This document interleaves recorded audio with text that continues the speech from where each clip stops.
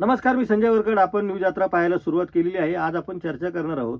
मनोज जरांगे पाटील यांनी पुन्हा एकदा सरकारला इशारा दिला आहे. अर्थातच हा इशारा देण्याचं कारण हेच आहे की हैदराबाद गॅजेट लागू झाल्यानंतर मराठवाड्यामध्ये कुणबी प्रमाणपत्र वाटपाची जी गती आहे ती अत्यंत संथ आहे, असं त्यांचं म्हणणं आहे. सरकारने जी आकडेवारी जाहीर केलेली आहे ती आकडेवारी पाहता सुद्धा ही सगळी जी मराठा समाजाची फसवणूक झालेली आहे का, अशी चर्चा आता सुरू होताना दिसत आहे.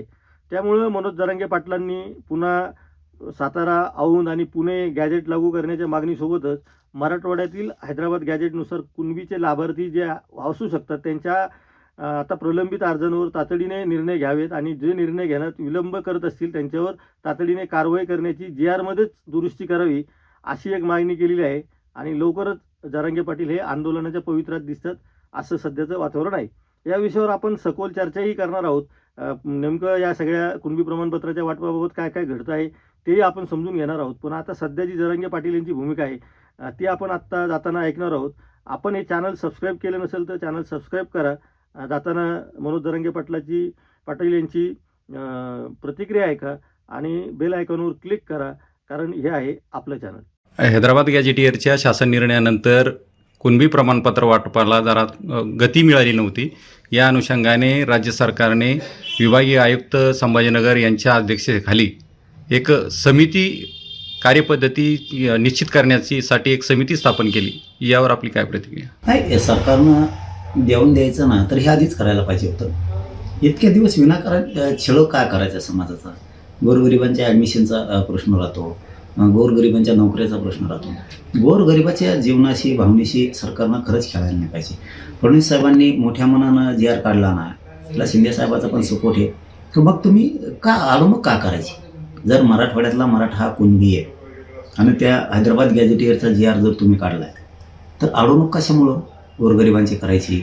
इतक्या दिवस कशामुळं लावायची मग त्याला? मला वाटलं चला निवडणुकीचा काळ आहे, झाला असेल त्यांच्याकडून. निवडणूक हे मागं पुढं होत असतं. 70-80 वर्ष नव्हतंच आपल्याला, तर आणखीन 1 वर्षभर नाही मिळालं तर काय हरकत नाही, दमादमाने आपण घेऊ. मग तुम्ही कार्यपद्धती आता 6 महिन्याला नियुक्त करायला. सगळ्यात महत्त्वाचं म्हणजे काय असतं माहिती आहे का? मंत्रिमंडळाच्या उपसमितीचे जे अध्यक्ष विखे पाटील साहेब यांच्यावरती मराठा समाजानं कधी न टाकलेला विश्वास आता प्रचंड टाकलाय. हा मराठा समाज एक तर राजकीय नेत्यांवरती कधीच विश्वास टाकत नाही.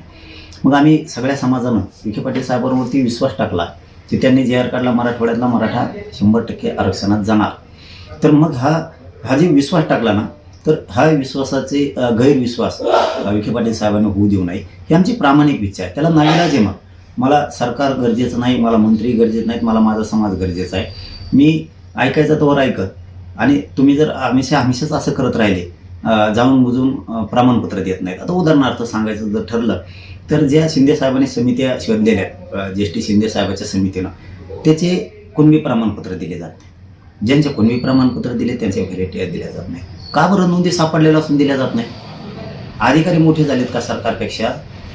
जाणून बुजून का अडवणूक केली जाते? गरिबांचे किती हाल आहेत, नोकरीसाठी रोखून धरलं जातं. आणि आता गॅजेटियरचा मराठवाड्याचा हैदराबाद गॅजेटियरचा GR निघाला. त्या GRनुसार अर्ज केले, स्थानिक चौकशी अहवाल आहे तुमचा, त्या अहवालानुसार लोकांनी कुणबी प्रमाणपत्राला अर्ज केले. मग जर GRनुसार अर्ज केलेत, स्थानिक चौकशी अहवालानुसार जर अर्ज केलेत, तर प्रमाणपत्र लगेच द्यायला काय हरकत आहे? अधिकारी का त्याच्या मनाने देतोय का? GRनुसार देतोय, स्थानिक चौकशी अहवालानुसार देतोय.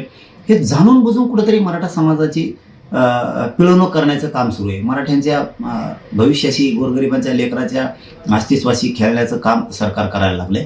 या पुढच्या काळात तरी त्यांनी करू नये. नसता मला नाविलाजानं जून महिन्यात उपोषणाला बसावं लागणार आहे, कारण जून महिन्यात ॲडमिशन असते पोरांची. सरकार विनाकारण जर वाटोळ करणार असलं तर मी ऐकणार नाही. आणि तिथून पुढे सांगतो, एकाही मंत्र्याचं ऐकून सुद्धा घेणार नाही. हे विखे पाटील साहेबांनी लक्षात घ्यावं. समाजाने तुमच्यावर विश्वास टाकलेला आहे, त्या विश्वासाला सार्थपणानं खरं भरण्याचं काम विखे पाटील साहेबांनी केलं पाहिजे. कारण समाज कधीच विश्वास टाकत नाही. इतका विश्वास विखे पाटील साहेबांवरती लोकांनी टाकला की लोकांना वाटतं विखे पाटील साहेब मराठ्यांना नक्की गरिबांना न्याय देणार. या शब्द खोटा ठरू देऊ नये विखे पाटील साहेबांनी. आमची ही प्रामाणिक त्यांच्याकडून अपेक्षा आहे. नसता तुम्ही जर हे कामं केले नाही, पहिलं काम सांगतो, तुम्ही जर हैदराबादचा GR काढला त्यानुसार मराठवाड्यातल्या सगळ्या मराठ्यांना जर कुणबी प्रमाणपत्र दिले नाही तर मला उपोषण करावं लागणार आहे. दुसरी मागणी सांगतो, शिंदे समितीला मुदतवाढ दिली. शिंदे समितीनं नोंदी शोधणं तातडीनं गरजेचं आहे. पुन्हा एकदा नोंदी शोधणं गरजेचं आहे. बलिदान गेलेल्या कुटुंबाला नोकरी आणि त्यांची आर्थिक मदत देणं गरजेचं आहे. त्यांचे MIDCचे आणि महावितरणचे JR काढत राहिलेत नोकरीसाठी बलिदान गेलेल्या कुटुंबाचे, तेही तातडीनं करणं गरजेचं आहे. सगळ्या केसेस मागं घेऊ म्हणलेले तुम्ही आणखीन केसेस मागं घेतलेले नाही आहेत. तीही विषय तुम्हाला तातडीनं मार्गी काढावा लागणार आहे. सारथीच्या शिष्यवृत्ती पोरांना मिळत नाही आहे. परदेशातल्या पोरांच्या अडचणी आहेत. महामंडळाचे परतावे थांबलेत. ह्या गोष्टी तुम्हाला तातडीनं करून घ्याव्या लागणार आहेत. आणि विशेष म्हणून सांगतो विखे पाटील साहेबाला आणि फडणवीस साहेबांना, तुम्ही जर आता ठरवलंच की मराठ्यांचा हक्काचं आहे ते द्यायचं, तर विखे पाटील साहेब तुम्ही सातारा संस्थांचं गॅझेटियरचा JR कधी काढणार? किती दिवस थांबायचा? मी 6 महिने झालं थांबतोय. हे बघा, माझी सहनशीलता संपू देऊ नका. मी मोठ्या मनानं आणि माझ्या मराठा समाजानं मोठ्या मनानं तुमच्यावरती विश्वास टाकलाय. मग जर ह्या गोरगरिबाने तुम्हाला सत्तेवर बसवलंय मराठ्यांनी, आणि तुम्ही कोणाचं तरी मराठ्यांच्या विरोधकाचं ऐकून तुम्ही मराठ्यांना आरक्षण नाही देणार, म्हणजे सत्तेवर बसवणार मराठा, गरीब मराठा तुम्हाला, तुम्ही आनंद सुखी समाधानी राहणार गरीब मराठ्यांच्या जीवावरती, सत्ता भोगणार गरीब मराठ्यांच्या मतावरती, आणि तुम्ही ऐकणार मराठ्यांच्या आरक्षणाला विरोध करणारच. ही कोणती दुटोपी भूमिका आहे? म्हणजे मराठा कधीही भाजपकडे नव्हता, तो झाला. तुम्हाला मराठा एका झटक्यास तुटून भाजपपासून, हे होऊ देऊ नका. आणि जी मराठा समाजात विखे पाटील साहेबांची प्रतिमा झाली ना, ती विखे पाटील साहेब तुम्ही खराब होऊ देऊ नका. भले तुम्हाला समाजासाठी जे काय पणाला लावायची वेळ येईल ते लावा. हे विखे पाटील साहेबाला आमचं प्रामाणिकपणानं मराठा समाजाची तळतळ आणि वेदना तुमच्यापर्यंत पोहोचायला लागलो होतो आम्ही. विखे पाटील साहेब तुम्हाला जे पणाला लावायची वेळ येईल ते समाजासाठी लावा. समाज तुम्हाला कधी कमी पडू देणार नाही. पण तुम्ही सरकारची भूमिका बजावताल, मराठा समाजाची बजावताल आणि हातचा राखून काम करताल, तर विखे पाटील साहेब तुम्ही 100% अडचणीत याला. आणि आमची इच्छा आहे मराठा समाजाचं तुम्ही काम करताय, हे मराठा समाज तुम्हाला कधी अडचणी येऊ देणार नाही. पण तुम्हाला सुद्धा मराठा समाजाला प्रमाणपत्र वाटायला सुरू करावं लागणार आहे. कारण JR काढलाय काय नुसतं कागदावर ठेवायचं, त्याची अंमलबजावणी ताबडतोब, त्याचे प्रमाणपत्र देणं. आता द्यायचं ठरवलं ना, फडणवीस साहेब असतील, शिंदे साहेब असतील, विशेष करून आपले विखे पाटील साहेब, द्यायचं ठरवलं म्हणल्यावर कशामुळे मागं पुढं बघताय तुम्ही? अधिकाऱ्यांना का आदेशित करत नाहीत? तुम्ही एक परिपत्रक काढलं पाहिजे. हैदराबाद गॅझेटियरच्या JR नुसार अर्ज आला त्या अधिकाऱ्यांनी ताबडतोब कुणबी प्रमाणपत्र द्यायचं. त्या परिपत्रकात उल्लेख केला पाहिजे की नसता संबंधित टाळाटाळ करणाऱ्या अधिकाऱ्यांवर फौजदारी गुन्हे दाखल होणार. मग हे सगळे ठेपेली. कारण JRचा अपमान करणं म्हणजे कायद्याचा अपमान करणं, म्हणजे सरकारचा सुद्धा अपमान करणं.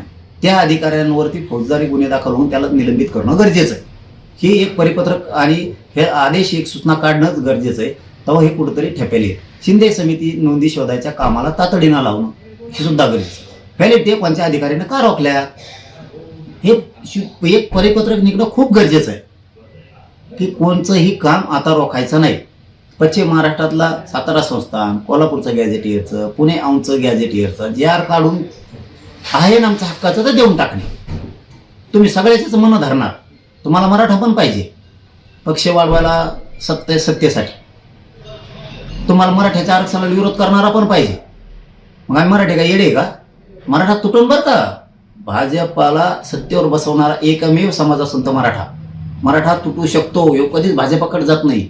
तुम्हाला जर याची परिस्थिती घ्यायची असेल तर माझ्या नादी लागू नका. तुम्हाला 2029ला हेच मराठी पाडून टाकते, हे पण तुम्ही कधी विसरू नका.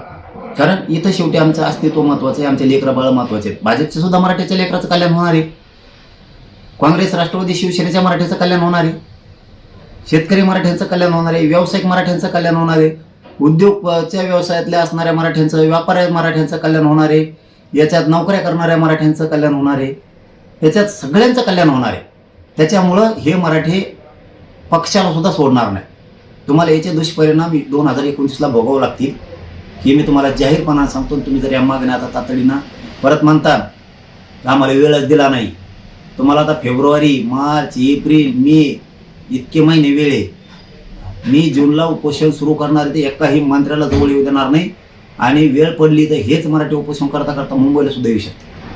पुन्हा सांगू नका की आता खूप वाईट परिस्थिती निर्माण झाली, बोलून सुद्धा देणार नाही एकाला सुद्धा.